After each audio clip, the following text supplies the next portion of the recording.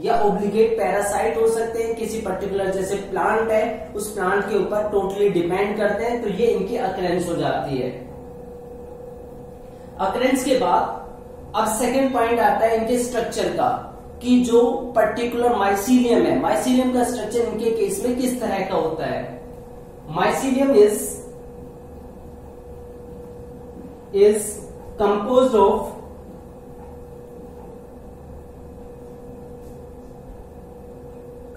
of a septate hyphae. So it is coenocytic. जो mycelium है वो असेप्टेट हाइपी की बनी होती है, इसलिए कोइनोसाइटिक होती है। कोइनोसाइटिक लास्ट टाइम मैंने आपको बताया था कि इसमें जो हाइपा होता है, एक पर्टिकुलर एक सिंगल थ्रेड जो होता है उसके अंदर जो सेल्स होती हैं उनके बीच की वॉल डिसोल्व हो जाती है। वॉल डिसोल्व होने से पूरी हाइपी एक ट्यूब की तरह लगती है जिसमें मल्टी न्यूक्लिएटेड साइटोप्लाज्म भरा होता है। तो यहाँ पे असेप्टेड हाइपी है, कोई भी बीच में पार्टीशन वॉल नहीं है, इसलिए ये कोइनोसाइटिक कंडीशन को रिप्रेजेंट करते हैं। कोइनोसाइटिक का मतलब होता है मल्टी न्यूक्लिएटेड साइटोप्लाज्म। तो एक तो ये असेप्टेड हाइपी से बनी होती है। थर्ड, माइसीलियम इनके केस में अनब्रांच होती है, मींस जो थ्रेड है वो सिंगली इस तरीके से प्रेजेंट होते हैं, उनके अंदर कोई इस तरह की ब्रांचिंग नहीं होती है, तो ये अनब्रांच होते हैं। Mycelium is unbranched, mycelium unbranched होता है। अब बात करते हैं इसके न्यूट्रिशन की। न्यूट्रिशन मीन्स ये फूड कैसे ऑब्टेन करते हैं। अब जैसे यहाँ पे लिखा हुआ है कि डेड ऑर्गेनिक मैटर के ऊपर डिपेंड करते हैं और ओब्लिगेट पैरासाइट हो सकते हैं, तो इसके हिसाब से जो न्यूट्रिशन है सभी फंजाई में हेटेरोट्रोफिक होता है, लेकिन जब ये डेड ऑर्गेनिक मैटर के ऊपर डिपेंड करते हैं तब ये बन जाते हैं saprophytic. Saprophytic means dead organic matter के ऊपर फीड करने वाले हो सकते हैं और पैरासिटिक हो सकते हैं, यानी कि पैरासाइट्स हो सकते हैं। पैरासिटिक मोड ऑफ न्यूट्रिशन इनके अंदर प्रेजेंट हो सकता है। तो ये हो गया इनका न्यूट्रिशन। अब न्यूट्रिशन के बाद जो नेक्स्ट पार्ट आता है वो है इनके अंदर रिप्रोडक्शन। तो इनके अंदर जो रिप्रोडक्शन है वो किस तरीके से होता है। Asexual reproduction, asexual reproduction take place by the zoospores, that is the motile spores, जिनके फ्लैजेला होते हैं। लास्ट लेक्चर में मैंने आपको बताया था कि जूस्पोर्स वो होते हैं जिनके अंदर फ्लैजेला होते हैं और जो खुद मोटाइल कर सकते हैं, इनके अंदर सेल वॉल प्रेजेंट नहीं होती है। Asexual reproduction take place by the zoospores, जो मोटाइल होते हैं विदाउट सेल वॉल होते हैं, और by aplanospores. Aplanospores non motile होते हैं। तो किसी भी तरह के स्पोर से इनके अंदर असेक्सुअल रिप्रोडक्शन हो सकता है जूस्पोर बने, हो सकता है एप्लानोस्पोर्स बने। किसी भी तरीके के स्पोर फॉर्मेशन से इनके अंदर असेक्सुअल रिप्रोडक्शन हो सकता है। अब जो भी स्पोर्स बनते हैं वो एक स्पेशल फ्रूटिंग बॉडी के अंदर बनते हैं जिसको हम बोलते हैं sporangium. Spore formation takes place in sporangium. Spore formation special body के अंदर होते हैं जिसको स्पोरेंजियम बोला जाता है, उसके अंदर स्पोर फॉर्मेशन होता है। जैसे माइसिलीज है, जब इसके अंदर स्पोर फॉर्मेशन होगा तो इन्हीं माइसिलीज में से कुछ इस तरह के स्ट्रक्चर तैयार हो जाते हैं। जो ये स्ट्रक्चर बन रहे हैं इनको हम बोलते हैं स्पोरेंजियम, और इनके अंदर प्रेजेंट होते हैं स्पोर्स। तो जो स्पोर्स हैं दो तरह के हो सकते हैं, जूस्पोर्स हो सकते हैं, एप्लानोस्पोर्स हो सकते हैं। स्पोर फॉर्मेशन स्पोरेंजियम के अंदर होता है। तो ये फीचर्स हैं इसके। तो सबसे पहले ये जनरली एक्वेटिक होते हैं, ऑर्गेनिक मैटर के ऊपर प्रेजेंट हो सकते हैं, और कुछ ऑब्लिगेट पैरासाइट भी होते हैं। माइसीलियम असेप्टेट हाइपी का बना होता है, इसलिए कोइनोस्टिक होता है कंडीशन में। माइसीलियम यहाँ पे अनब्रांच्ड भी होता है। न्यूट्रिशन ये सैप्रोफाइटिक हो सकते हैं या पैरासिटिक हो सकते हैं। असेक्सुअल रिप्रोडक्शन जो स्पोर के थ्रू होता है या फिर अप्लेनोस्पोर्स के थ्रू होता है। स्पोर फॉर्मेशन हमेशा स्पोरेंजियम के अंदर होता है, यानी कि यहाँ पे जो स्पोर्स हैं that are produce endogenously. Spores are produced endogenously. Endogenously का मतलब होता है within the sporangium, sporangium के अंदर पैक है, बाहर से दिखाई नहीं दे रहे हैं। तो जब किसी पर्टिकुलर स्ट्रक्चर के अंदर स्पोर्स प्रोड्यूस होते हैं तब उसको बोलते हैं एंडोजीनियस नेचर। एंडोजीनियसली यहाँ पे स्पोर्स का प्रोडक्शन होता है।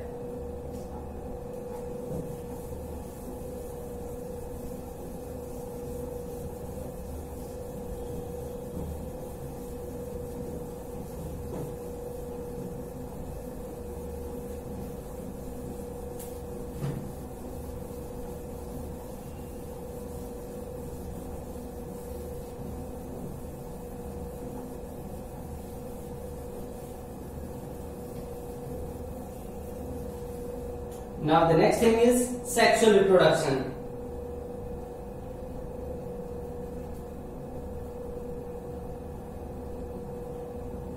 Sexual reproduction may be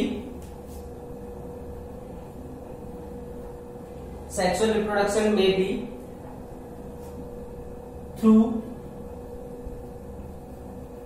जो सेक्सुअल रिप्रोडक्शन है इनके केस में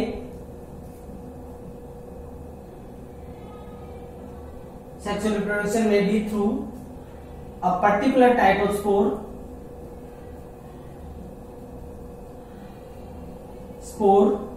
called जाइगोस्पोर। सेक्सुअल रिप्रोडक्शन इसमें खास तरह के स्पोर्स के थ्रू होता है जिसको जाइगोस्पोर बोला जाता है। अब जाइगोस्पोर कैसे बनते हैं, जाइगोस्पोर के अंदर किस तरीके से जो आगे फर्दर डेवलपमेंट होता है, कैसे एक नए इंडिविजुअल का डेवलपमेंट इसमें सेक्सुअल रिप्रोडक्शन से हो सकता है। मान लेते हैं दो हाइपी हमारे पास फंजाई की, ये कंपैटिबल टाइप की हाइपी है, ये इनके सेल्स हैं। कंपैटिबल टाइप की जो हाइपी है जैसे वो एक दूसरे को अप्रोच करते हैं, अप्रोच करने के बाद इनके अंदर जो नेक्स्ट स्ट्रक्चर बनता है, इनकी जो दोनों पार्ट है आपस में फ्यूज कर जाते हैं।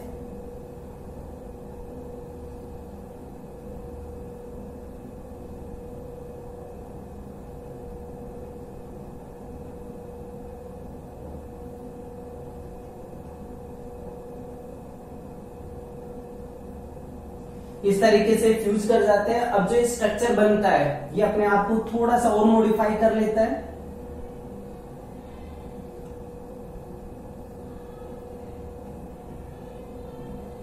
इस स्ट्रक्चर को बोलते हैं जाइगोस्पोर। जो जाइगोस्पोर अब यहां पे बना है ये दो जो हैप्लॉइड हाइपी उनके फ्यूजन से बना है, और इस स्ट्रक्चर के अंदर जाइगोस्पोर के अंदर फिर म्यूटिक डिवीजन होता है, यानी कि जो न्यूक्लियाई है ये आपस में फ्यूज करने के बाद रिडक्शनल डिवीजन करते हैं या माइटोटिक डिवीजन से बहुत सारे स्पोर्स बना देते हैं, यानी कि इसी पार्ट के अंदर स्पोर्स बनते हैं और उन्हीं स्पोर्स से आगे जो न्यू इंडिविजुअल्स है उनका डेवलपमेंट होता है। तो इस तरीके से जो सेक्सुअल रिप्रोडक्शन है वो जाइगोस्पोर के थ्रू होता है इन इंडिविजुअल्स के केस में। इसके अलावा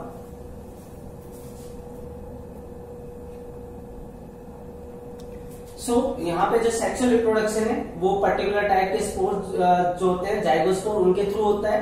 तो यहाँ पे जो जाइगोस्पोर है that is formed by fusion of gametes. ये वाला जो पार्ट है जो सेल्स आईपी की अपने आप को मॉडिफाई कर लेती है गैमेट्स की फॉर्म में, उनके फ्यूजन से जाइगोस्पोर बनता है। अब डिपेंड करता है कि ये जो दोनों तरह के यहाँ पे हाइपी का जो सेल है जो अपने आप को गैमेट्स की फॉर्म में मॉडिफाई करते हैं वो गैमेट्स सिमिलर है मॉर्फोलॉजी में या डिसिमिलर है, उसके बेस पे जो कंडीशन होती है सेक्सुअल रिप्रोडक्शन की यहाँ पे कई तरह की हो सकती है। On the basis of morphology of gametes की मॉर्फोलॉजी के बेस पे ये आइसोगैमस कंडीशन शो कर सकते हैं। Isogamous when both gametes both the gametes are similar. जब दोनों गैमेट एक जैसे होते हैं, दोनों साइज में एक जैसे हो सकते हैं, दोनों मोटाइल हो सकते हैं, अगर दोनों एक जैसे हैं तब आइसोगैमस कंडीशन बोलते हैं. उसके बाद अनआइसोगैमस. अनआइसो मतलब dissimilar. When both the gametes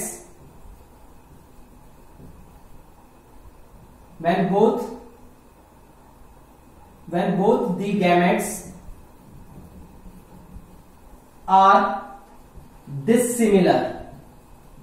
जब दोनों गैमेट्स डिसिमिलर होते हैं, सिमिलैरिटी की बात करें तो अगर दोनों बिल्कुल एक जैसे हैं स्ट्रक्चर के अंदर तो उसको हम बोलते हैं आइसोगैमस कंडीशन. इस तरीके का सेक्सुअल रिप्रोडक्शन भी हो सकता है, अनआइसोगैमस भी हो सकता है.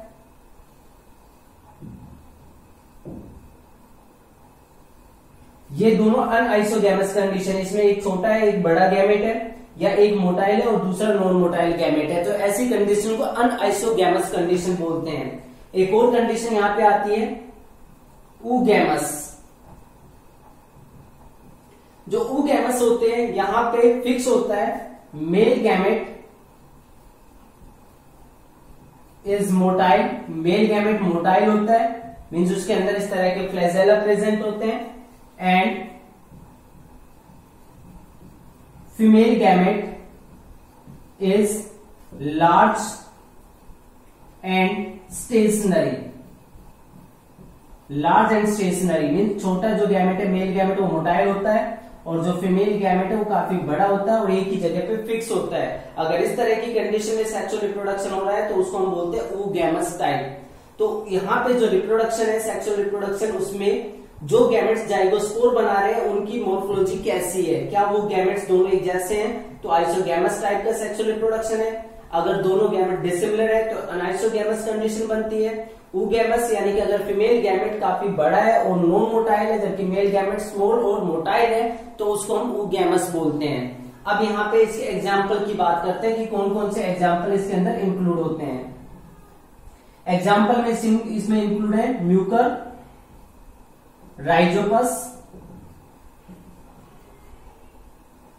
राइजोपस जिसको ब्रेड मोल्ड भी बोलते हैं. ब्रेड मोल्ड का मतलब ब्रेड के ऊपर जो कलरफुल जो फंजाई आपको देखने को मिलती है वो राइजोपस होती है. इसके अलावा Albugo, that is the parasitic fungi, ये भी इसका मेंबर है. एल्बुगो के अलावा इसमें Phytophthora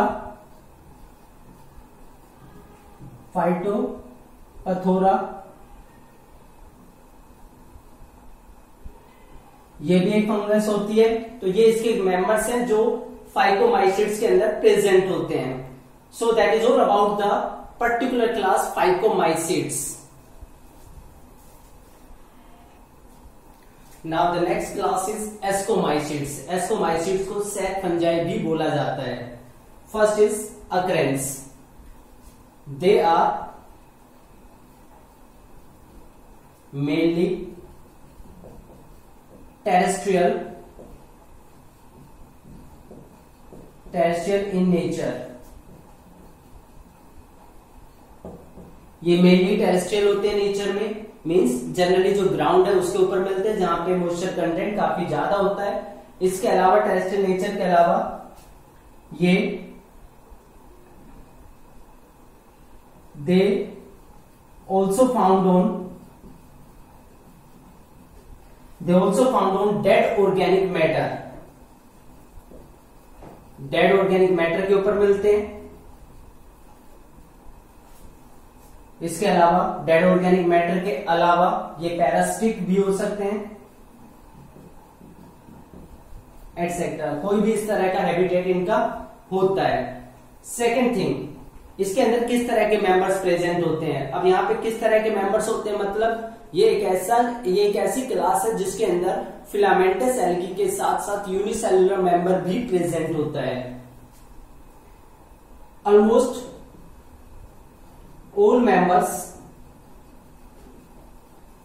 are multicellular. All members are multicellular that is filamentous, except yeast which is unicellular। इसमें सारे के सारे मेंबर मल्टी सेलुलर होते हैं, मींस फिलामेंटस होते हैं। सिर्फ एक मेंबर है यीस्ट जो कि यूनिसेलुलर होता है, जो कि सिंगल सेल का बना होता है, जो फिलामेंट नहीं बनाता है।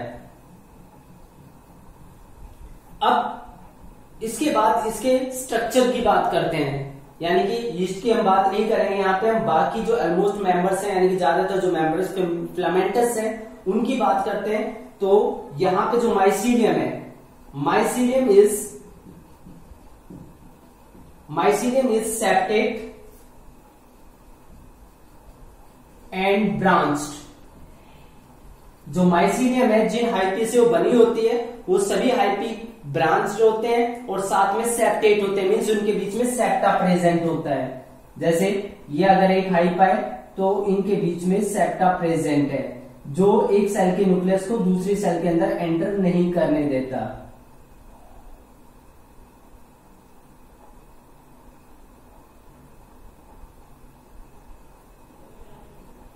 ये एक हाइपा हो गया। तो ऐसे हाइपा जो होते हैं, अब ये सेप्टेट है पहली कंडीशन। दूसरा ब्रांच, तो इससे पहले जो हमने पढ़ा था उसमें ब्रांचिंग नहीं थी, लेकिन यहां पे ब्रांचिंग भी प्रेजेंट होती है।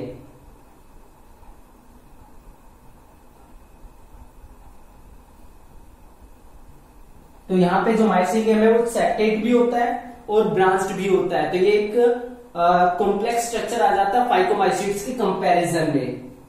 न्यूट्रिशन की बात करें तो न्यूट्रिशन के केस में ये न्यूट्रिशन में सैप्रोफिटिक हो सकते हैं, मीन्स डेड ऑर्गेनिक मैटर के ऊपर डिपेंड करते हैं। इसी से बिलोंग करते हैं डिकम्पोजर्स, मीन्स जो सैप्रोफाइट्स हैं उन्हीं को हम डिकम्पोजर्स भी बोलते हैं, क्योंकि ये जो डेड ऑर्गेनिक मैटर है उसको सिंप्लीफाई करते हैं, तो वहां पे इनको डिकम्पोजर्स में भी कैटेगराइज किया जा सकता है। इसके अलावा कोप्रोफिलस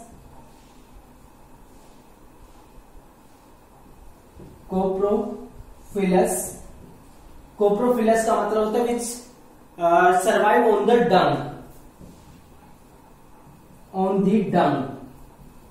डंग जो वेस्ट होता है काउज या बफेलो का, जिसको हम गोबर बोलते हैं। तो कोप्रोफाइलस जो होते हैं वो डंग के ऊपर भी प्रेजेंट होते हैं। तो ये कुछ मेंबर्स हैं, या इस तरह का जो न्यूट्रिशन इनके अंदर देखने को मिलता है। और कुछ इसमें पैरासिटिक भी होते हैं जो अदर लिविंग ऑर्गेनिज्म से फूड मटेरियल ऑब्टेन करते हैं। तो ये 4 फीचर्स हो गए जो जनरल पार्ट को रिप्रेजेंट करते हैं। मेनली ये टेरेस्ट्रियल होते हैं नेचर में, लेकिन ये डेड ऑर्गेनिक मैटर या पैरासिटिक भी हो सकते हैं नेचर में। मेंबर्स इसके सारे फिलामेंटस और मल्टीसेलुलर होते हैं, सिर्फ यीस्ट को छोड़ के जो कि यूनिसेलुलर मेंबर है। माइसीलियम सेप्टेट और ब्रांच होता है, ब्रांचिंग होती है, और हर सेल अपने आप में एक यूनिन्यूक्लियेट कंडीशन को रिप्रेजेंट करती है। न्यूट्रिशन में सैप्रोफाइटिक मोड हो सकता है, ये डिकम्पोजर्स हो सकते हैं, कोप्रोफाइलस हो सकते हैं, मींस डंग के ऊपर फीड करने वाले हो सकते हैं, और पैरासिटिक हो सकते हैं, मींस दूसरे लिविंग ऑर्गेनिज्म के ऊपर ये फीड करते हैं, वहां से अपना फूड मटेरियल ऑब्टेन करते हैं। So the next one is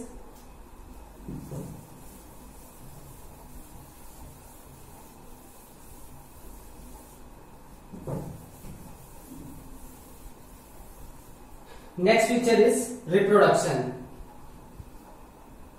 A sexual reproduction take place. A sexual reproduction take place by conidia formation. Asexual reproduction, यहाँ पे एक स्पेशल टाइप के स्पोर होते हैं जिनको हम बोलते हैं कोनिडिया। कोनिडिया जो स्पोर होते हैं उनके थ्रू इनके अंदर रिप्रोडक्शन होता है असेक्सुअल। जो कोनिडिया है, जैसे मैंने कल आपको बताया था, ये नॉन मोटाइल होते हैं, एक्सोजीनियसली, यानी कि जो फ्रूटिंग बॉडी है उससे बाहर ये डेवलप होते हैं, एक्सोजीनस होते हैं नेचर में। और जब ये एक फेवरेबल कंडीशन में ड्रॉप होते हैं, गिरते हैं, तो वहां पे जर्मिनेट करके एक नया माइसीलियम क्रिएट कर देते हैं। कल मैंने आपको इसका स्ट्रक्चर भी बताया था कि जो मेन माइसीलियम वहां से अराइज होते हैं, कुछ इस तरीके के स्ट्रक्चर्स होते हैं। उसके बाद स्टेरिगमेटा पार्ट आ जाता है, और स्टेरिगमेटा पार्ट के ऊपर इनका डेवलपमेंट स्टार्ट हो जाता है। तो इस तरीके से एक्सोजीनियस है, मींस बाहर से इनको ऑब्जर्व किया जा सकता है, इस तरीके से प्रेजेंट होते हैं। यूनिसेलुलर है, नॉन मोटाइल है, कोई इनके अंदर फ्लैजेलम नहीं होता है। एक्सोजीनस है, बिल्कुल बाहर से क्लियरली ऑब्जर्व हो जाता है अगर अंडर द माइक्रोस्कोप ऑब्जर्व किया जाए।